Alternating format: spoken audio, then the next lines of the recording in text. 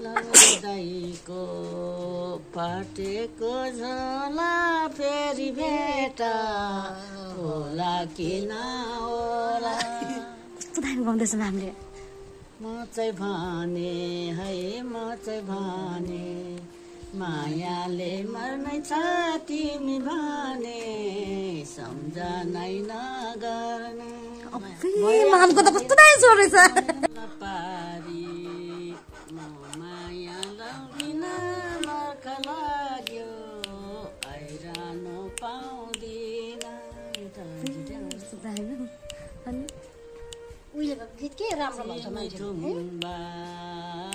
मिठुङबा त्यस्तो त जान्दैन म त। बापेलरी गामिनी बा संराती मेलारी हाम्रो बुवाले भनेको। हेलो गाइस, आज म नयाँ भिडियो लिएर आउँदैछु। साथीहरू सबै सन्चै होला आशा गर्दैछु। अब मेरो साथीहरू देखाउन जाँदैछु। हेलो, आज धेरै दिन बादमा म भिडियो लिएर आएको। नाता नातिनीहरूले सबैले बोजू डोन खोज्नु थाल्यो अरे, सोध्नु थाल्यो अरे। अनि त्यही भएर अब साथीहरू यहाँ त कस्तो घाम लागिरहेको छ। ए तपाईँहरूले मेरो नातिनीहरूको सबैले हेरिदिनु, सेयर गरिदिनु भिडियो। बुहारी भएर हो, साइली बुहारी हो। साइली बुहारी काम गर्दैछन्। भिडियोमा त राम्रो देख्छ, लुगा नराम्रो भयो। यो चाहिँ मेरो साथीको घर हो। मेरो साथीलाई भेट्न आउँदैछु। बिमारी भएर फन्किरहेको छ उहिलेको साथी। अब सम्झिन्छ नि। फाइनली मेरो साथीको घरमा आइपुगेँ। मेरो साथीको छोराले खसीको मासु बनाउँदैछ। यहाँ मेरो साथी हो। उहिले त सँगै हिँडेर गीत गाएर हिँडेको थियो। अहिले त बिमारी भएर थला परिरहेको छ।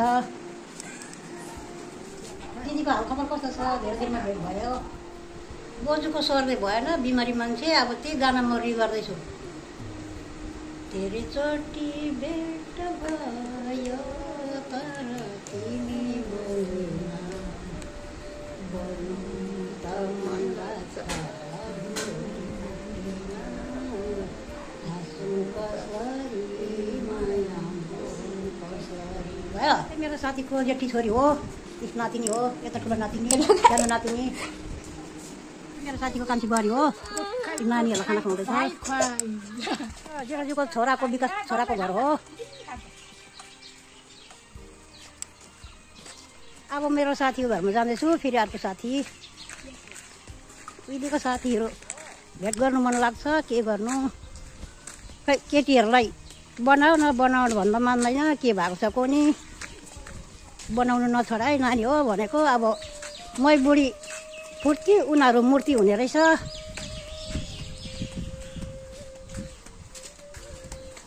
साथी हो अर्को साथी। भेट भयो बल्ल बल्ल आज। उहिलेको साथी हामी त उहिलेदेखि बसेको। अहिले बल्ल बल्ल भेट बढ्यो। अब मर्ने बेलामा के गर्नु, भनेको बेलामा मौकै पाउँदैन। के भएको होला। टाढो भएको नजिकै छ नि, के गर्नु, हिँड्दैन। बुढी भए पनि आफ्नो कामले छोड्दैन। के गर्नु, बाँचुन्जेल खानै पर्यो। के साथीहरू पहिला पहिला चाहिँ हाम्रो बोजू अनि मामाको त्यो अघिको बोजू पुरा गाना गाएर ज्वारी खेलेर हिँडेर है। एउटा गाना गाइदो। मामले त खत्ता दामी गाउँछ त। तामाङ गाना जान्छ र छैन, मेरो गीतै छैन। ऊ बोजूले त गायो, छेत्री बोजूले त एउटा गायो। गाउनु त खतरा गाउँछ त मामले त। पहिला मक्कैमा थियो हामीलाई सानसानोमा गाना गाएर।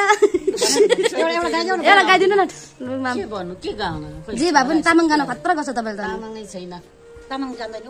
ल जे भए पनि गाइदिनु न। लौदाइको फाटेको झोला फेरि भेटा होला कि नहोला। कस्तो दामी गाउँदैछ मामले। म चाहिँ भने है म चाहिँ भने मायाले मर्नै छ तिमी भने सम्झनै नगर्ने। मामको त कस्तो दामी स्वर रहेछ। मामले एउटा हामी बुझ्यो भने दामी गाउँदैछ मामले त। गाउनु मामी एउटा। बिर्सेको नि त हामीले सधैँ त्यस्तो त गाउँथ्यो त नि। मामी एउटा दामी।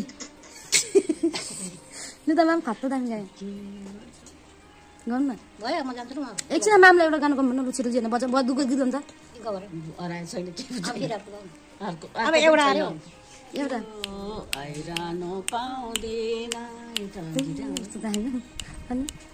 उहिलेको गीत के राम्रो भन्छ मान्छेले मिथुम्बा जिमिथुम्बा त्यस्तो जान्दैन म त बापेलारी गामिनी बा संराती मेलारी हाम्रो कुराले भनेको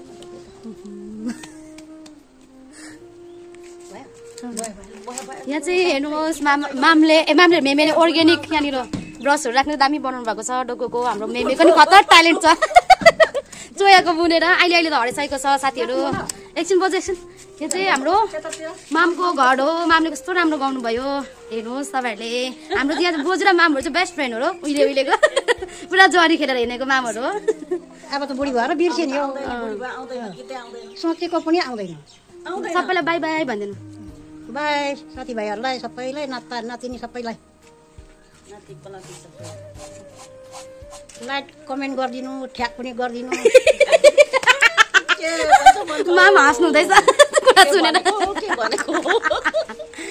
माम बाई भनिदिनु न मामको गाना के कस्तो लाग्छ साथीहरू कमेन्ट गरेर भनिदिनुहोस् है म त पुरा मन पर्यो मामको भोइस दामी रहेछ कस्तो भयो म त यस्तै हो जान्दैन उहिलेको गीतहरू बिर्सिहाल्यो बित्थामै बौली जस्तो बाई बाई भनिदिनु बाई